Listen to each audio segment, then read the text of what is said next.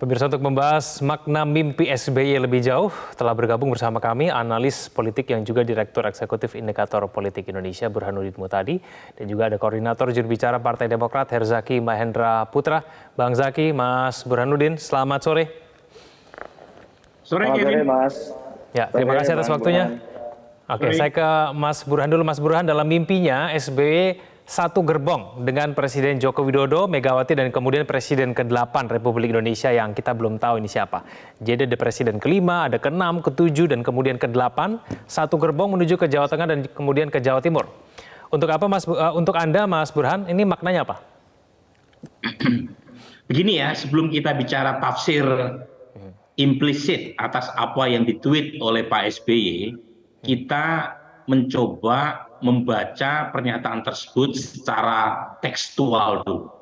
Jadi secara tekstual pernyataan Pak SBY itu satu ekspresi yang mewakili segenap aspirasi dan keinginan publik di Indonesia.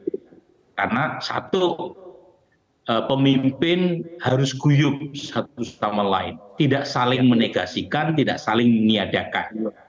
Jadi betapapun berbeda aspirasi politik, itu sebaiknya pemimpin saling menghormati satu sama lain. Jadi diwujudkan misalnya Pak Jokowi dimimpikan menjemput Pak SBY di Cikeas, kemudian sama-sama menjemput Presiden sebelum Pak SBY, yaitu Presiden ke-5, Ibu Mega, kemudian sama-sama berangkat ke Malang, ke kereta api, ya, dan disambut oleh Presiden ke-8 di Stasiun Gambir.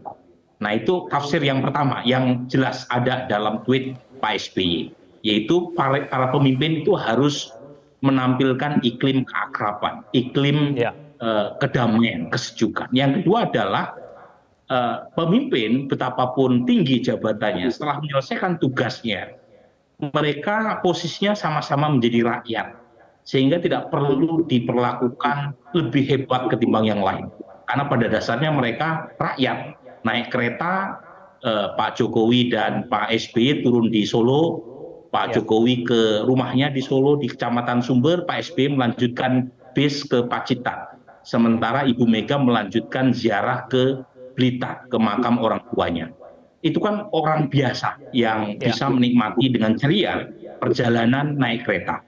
Nah, itu tafsir tekstualnya begitu. Nah, tentu bisa muncul tafsir lain berkaitan timing, Evin. Timing tweetnya Pak SBY yang begitu sejuk ini kan datang setelah Mbak Puan dan Mas AHY bertemu dengan suasana keakraban yang luar biasa di restoran Pelataran Senayan, yang kira-kira menafsirkan tafsir lain di luar dari tafsir tekstual tadi, yaitu kemungkinan kode koalisi yang dikirimkan oleh tweet-tweet Pak SBY yang begitu menyejukkan bersama dengan dua presiden yang notabene berasal dari PD Perjuangan, yaitu segerbong dengan presiden yang berasal dari PD Perjuangan, Ibu Mega dan Pak Jokowi.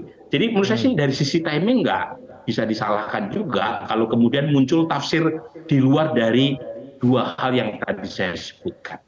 Oke, Bang Zaki, memaknai mengenai timing ataupun momentum tweet dari SBY ini bagi kader Partai Demokrat terdengar seperti instruksi atau sebagai perintah, Bang Zaki?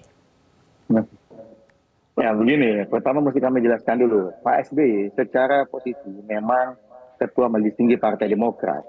Tetapi dalam keseharian beliau sudah menyampaikan, saya tidak akan terlibat lagi dalam politik praktis, ya, atau day-to-day politik. Beliau hanya akan berbicara mengenai isu-isu kebangsaan, geopolitik, gitu. Ya, jadi tidak akan masuk ke ranah itu satu.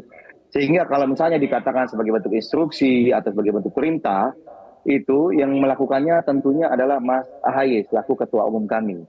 Nah, ini masih dibedakan. Sehingga apa yang menjadi mimpi dari Pak SBY ini adalah pandangan kebijaksanaan beliau. Karena bagaimanapun beliau adalah founding father dari Partai Demokrat, bapak ideologi kami, ya panutan kami di Partai Demokrat. Tetapi bukan hanya Partai Demokrat yang memiliki Pak SBY, tapi rakyat Indonesia juga memiliki Pak SBY. Karena Pak SBY pernah memimpin negara ini selama 10 tahun. Dan pesan yang tadi disampaikan oleh Mas Burhan, bagi saya tafsirnya sudah sangat tepat. Yang pertama adalah masalah keguyupan. Ini Pak SBY menyampaikan adalah harapan beliau, siapapun yang menjadi presiden ke depannya, tetapi presiden yang tidak lagi memimpin, itu bisa guyup, bisa bersama-sama berdiskusi, menyampaikan masukan, meskipun tetap saja jalan akan ditentukan oleh presiden yang sedang memimpin. Tetapi presiden-presiden sebelum ini ada Ibu Mega, ada Pak SBY, ada Pak Joko Widodo nantinya, ini tetap bisa memberikan masukan-masukan, bisa berdiskusi dengan suasana kekeluargaan dan kesejukan. Sehingga masyarakat di akar rumput, masyarakat kita melihat, loh, pemimpin yang kadang-kala dulu ketika memimpin gayanya berbeda, mungkin bahkan di spektrum yang agak bertentangan, tetapi bisa duduk bareng gitu. Nah inilah pesan utama, kebersamaan dan kesejukan yang diharapkan oleh Pak SBY. Yang kedua, ini kan beliau-beliau ini ya ada 2 presiden kita, dan kemudian nanti juga Pak Jokowi setelah saya harapan kita semuanya sama-sama umur panjang. Ini suatu anugerah yang besar. Karena apa? Mereka punya pengalaman, punya pengetahuan, punya pemahaman mengenai bagaimana mengelola negeri ini. Kalau kekuatan ini disatukan untuk ikut katakanlah berbagi dengan presiden selanjutnya, ini akan memudahkan tentunya presiden selanjutnya dalam menghadapi tantangan yang semakin kompleks. Tapi lagi-lagi ingat ya, ini maksudnya adalah dalam konteks berdiskusi, memberikan masukan, bukan menentukan. Karena penentunya tetap presiden yang terpilih. Apalagi dilihat tadi, Bang Burhan juga sangat tepat sekali menjelaskan, presiden adalah orang biasa juga. Dengan suasana penuh keakraban tadi. Jadi disinilah yang kita ingin pesan yang kuat dari Pak SBY gitu. Kalau kami menangkapnya seperti itu, kadang-kadang Partai Demokrat melihatnya kebersamaan, keguyupan, kesejukan, kedamaian. Nah itulah yang diharapkan oleh Pak SBY dalam mimpinya, dan bagi kami inilah harapan yang akan coba kami wujudkan sebagai kader-kader beliau ya, sebagai orang yang menjadikan beliau sebagai panutan kami gitu. Ya, baik.